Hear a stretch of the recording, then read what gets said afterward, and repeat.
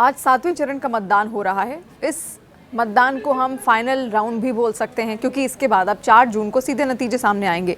लेकिन 7वें चरण में भी पश्चिम बंगाल से वही खबर सामने आई जो पिछले 6 चरणों में भी सामने आई थी, हिंसा की खबर। अब ऐसा लगता है जैसे पश्चिम बंगाल और हिंसा दोनों एक साथ चल रहे हों। आज ये खबर सामने आई कि वहां पर दक्षिण 24 परगना में ईवीएम और वीवीपैट मशीनों में पानी फेंक दिया गया और उसके बाद मशीनों को ही पानी में फेंक दिया गया।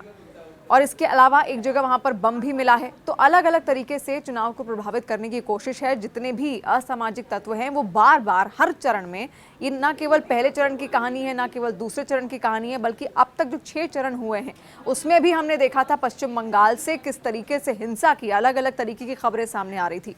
कहीं प्रदर्शन होते हैं, कहीं लोग मतदाताओं को परेशान करने पहुंच जाते हैं, कहीं पर टीएमसी कार्यकर्ताओं और बीजेपी कार्यकर्ताओं के बीच झड़प की खबरें सामने आती हैं, तो उससे मतदान प्रभावित हो जाता है। आज ये खबर सामने आई कि ईवीएम और वीवीपैट मशीन पर पानी फेंक दिया गया। अब मशीन ही अगर खराब हो गई होगी तो आप समझ सकते हैं कि आखिर किस तरीके से मतदाता अपने मताधिकार का इस्तेमाल कर पाएगा। और लंबी कतार वहां पर देखने को मिल जाएगी। तो एक तरीके से चुनाव प्रभावित करने का अब ये एक नया तरीका भी है। इसके अलावा एक जगह पर देसी बम भी मिला है। देसी बम का भी प्रयोग किया गया हमला करने के लिए, चुनाव को प्रभावित करने के लिए। और कई जगहों पर अब पुलिस फोर्सेस बुलानी पड़ी हैं। हालांकि जो पहले ही टुकड़ियां वहां पर मौजूद थी उन्होंने स्थिति को नियंत्रित करने की पूरी कोशिश तो की, लेकिन उसके अलावा जब धीरे धीरे लोग वहां पर अफरा तफरी का माहौल बनने लगा तो उनको संभालने के लिए और फोर्सेस बुलाई गई हैं। और हम तस्वीरों के जरिए भी आपको दिखाएंगे कि पश्चिम बंगाल का हाल आज मतदान के दिन भी कैसा है। और आज तो 7वें चरण का मतदान है, ये आखिरी मतदान है, उसके बावजूद आज भी वहां से हिंसा की खबर सामने आई। दक्षिण 24 परगना में ईवीएम और वीवीपैट मशीन को खराब कर दिया गया है, वहां उनके ऊपर पानी फेंक दिया गया।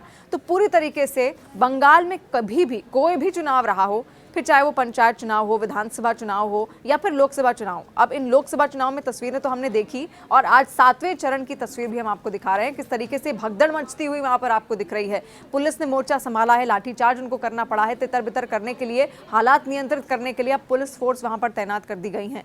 लेकिन ये हर बार की कहानी है बंगाल के साथ। जब जब वहां पर किसी भी तरीके का कोई चुनाव है तो उसको प्रभावित करने के लिए सबसे पहले असामाजिक तत्व आ जाते हैं। सवाल यही उठता है कि कानून व्यवस्था क्या वहां पर इतनी ज्यादा कमजोर है कि हर बार यही स्थिति, बार बार यही स्थिति देखने को मिलती है। हर बार जो असामाजिक तत्व हैं वो चुनाव को प्रभावित करने की कोशिश करते हैं। इस बार के लोकसभा चुनाव की बात करें या जो हाल ही में जो वहां पर पंचायत चुनाव हुआ था उसको लेकर तो कलकत्ता हाईकोर्ट ने खुद भी टिप्पणी की थी और कलकत्ता हाईकोर्ट ने तब राज्य चुनाव आयोग को फटकार भी लगाई थी कि आखिर इस तरीके की स्थितियां बार बार बंगाल में देखने को क्यों मिलती हैं। आखिर ऐसे हालात वहां पर क्यों बने हुए हैं कि जितने भी असामाजिक तत्व हैं वो बार बार चुनावों को प्रभावित करने की कोशिश करते हैं, मतदाता को प्रभावित करने की कोशिश करते हैं। क्योंकि कोई भी चुनाव रहा हो, बंगाल में हिंसा होना तो बेहद ज़रूरी है। ये एक तरीके का अब नियम भी बन चुका है। जब जब वहाँ पर चुनाव हुए हैं तब तब हिंसा देखने को मिली है। इसीलिए जो विपक्ष है वो भी कई बार ममता बनर्जी को लेकर भी सवाल उठाता आया है कि आखिर इस तरीके के हालात वहाँ पर बने क्यों हैं और ममता बनर्जी हर बार मौन क्यों रहती हैं। क्योंकि उनकी ओर से कहा जाता है कि जो दूसरे दल के नेता हैं वो वहाँ पर अफरा तफरी मचाते हैं, उनकी ओर से ये हमले किए जाते हैं, उनकी ओर से माहौल ख़राब किया जाता है, उनकी ओर से चुनाव को प्रभावित किया जाता है, उनकी ओर से कई जगहों पर वो ईवीएम मशीन्स को हाईजैक कर लेते हैं।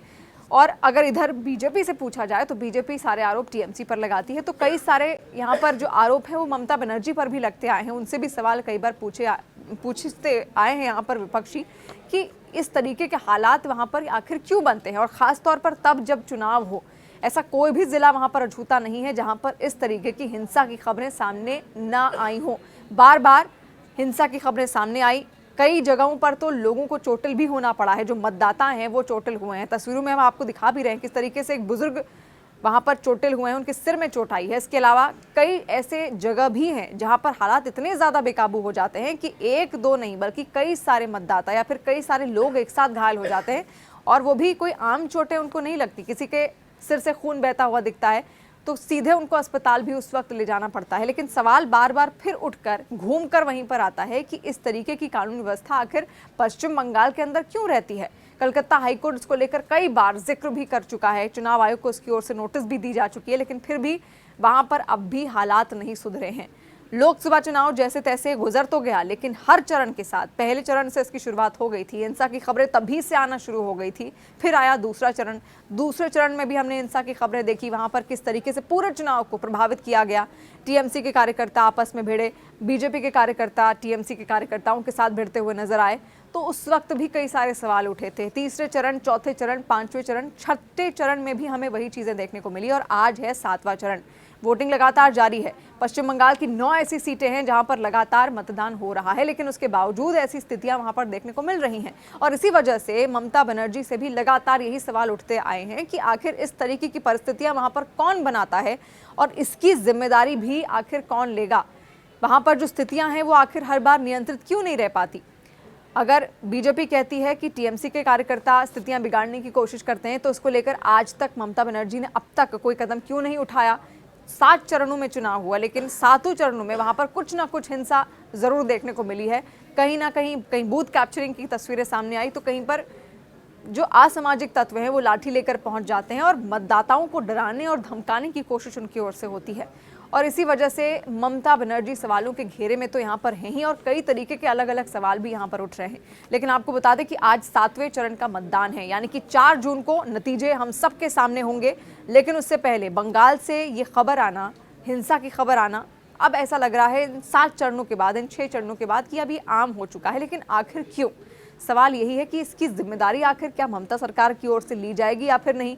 चुनाव आयोग वहां पर इतना सख्त क्यों नहीं हो पाता है, कानून व्यवस्था इस तरीके से बिगड़ती हुई आखिर क्यों नजर आती है।